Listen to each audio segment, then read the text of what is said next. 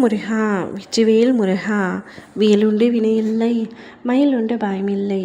என் அன்பு தங்கமே, உன்னை நானாக தேடி வருவதற்கு பல காரணங்கள் உண்டு தங்கமே. இம்முறையும் நீ என்னை அலட்சியப்படுத்தினால் இனி நிச்சயமாக உன்னை தேடி என்றுமே நான் வராமல் இருந்து விடுவேன். எப்பொழுதும் உன் மனம் ஏதோ சஞ்சலத்தில் இருக்கின்றது. என் பிள்ளையை எப்படி ஆறுதல் செய்வது என்று தவித்து கொண்டிருப்பதனால் இப்பதிவின் மூலம் உன்னிடத்தில் பேசுவதற்காகத்தான் உன்னை தேடி தேடி நான் வருகின்றேன். ஆனால் நீயோ என்னை தொடர்ந்து அலட்சியம் செய்கின்றாய். கவலை கொள்ளாதே, நீ காத்திருந்தாய் அல்லவா? உனக்கான மகிழ்ச்சியான காலங்கள் ஆரம்பித்து விட்டன தங்கமே. உன்னிடம் வந்து சேர வேண்டியவைகள் வந்து சேரும். தடைகள் அத்தனையும் விலகுகின்றன. உன்னை மதிக்கவே இல்லை யாரும் என்று எத்தனை முறை நீ வேதனை அடைந்தாய். இப்பொழுது மற்றவர்கள் உனக்கு முக்கியத்துவம் தரும்படி நடக்கப் போகின்றது. உன்னுடைய பேச்சை கேட்டு அதன்படி நடப்பார்கள். உனக்கு எதிராக இப்பொழுது யாரும் ஒன்றும் செய்ய முடியாது. நீ என் மீது நம்பிக்கையோடு இருந்தால் பல நல்ல நல்ல மாற்றங்கள் காணப்போகின்றாய். மகிழ்ச்சியாக இரு. சற்றும் சந்தேகம் வேண்டாம். கொஞ்சம் பொறுமை காத்துக்கொள். சரியான சந்தர்ப்பத்தில் காலத்தையும் அருள்வான் முருகன். படைத்தவனுக்கு தெரியும் உனக்கு எது வேண்டும் என்று, உனக்கு எது வேண்டாம் என்றும் தெரியும்.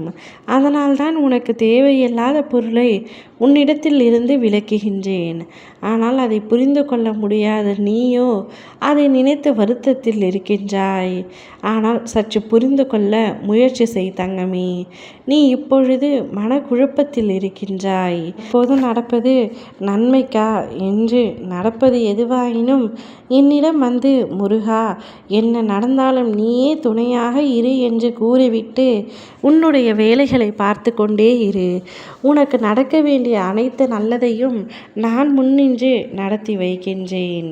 உன்னை தனியாக ஒதுக்கிவிட்டார்கள் என்று மன வருத்தம் ஒருபொழுதும் அடைய வேண்டாம். தனியாக இருப்பதினால் யாரும் இங்கு அனாதை இல்லை. இந்த உலகிற்கு நாம் தனியாகத்தான் வந்தோம் என்று எண்ணிக்கொள்.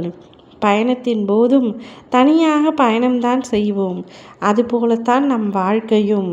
அப்பா முருகா, என் நிலைமை கொஞ்சமும் மாறவில்லையே. நானும் உங்களை விடாமல் வணங்கி கொண்டு தான் இருக்கின்றேன். எனக்கு ஒரு பதிலை நீங்கள் தான் சொல்ல வேண்டும் என கேட்டிருந்தாய் அல்லவா? ஒரு விதையை விதைத்து விட்டால் அதன் செயல்கள் ஆரம்பமாகிவிடும். அதற்குரிய காலத்தில் அதன் பூக்கள் பூக்கும், காய்க்கும். ஆனால் தினமும் அது முளைத்து விட்டதா, வளர்கின்றதா என்று பராமரிப்பதை போன்று உன் பிரார்த்தனைகள் என்னிடம் வந்துவிட்டால் அதற்கான தீர்வுகள் நடக்க ஆரம்பித்துவிடும். அது உன்னை சுற்றி நடந்து கொண்டு தான் இருக்கும். உன் வினை தீரும் காலம் வரை நீ பொறுத்திருக்கத்தான் வேண்டும். நிச்சயம் அவை கூடிய விரைவில் உன் வினையெல்லாம் தீரும் காலம் வரும். அது உனக்கு நிச்சயமாக கிடைக்கும். உன் பிரார்த்தனை நீரூற்றி வளர்ப்பது போல் உன்னுடைய வாழ்க்கையையும் உன் அப்பா நான் நீரூற்றி சந்தோஷமாக வளர்க்கப் போகின்றேன். உன் வளர்ச்சிக்கு துணையாக இருக்க யாரையும் நான் அனுமதிக்கப் போவதில்லை. நீ நன்றாக வளர்ச்சி அடைவாய், சந்தோஷமாக இருப்பாய். ஓ முருகா.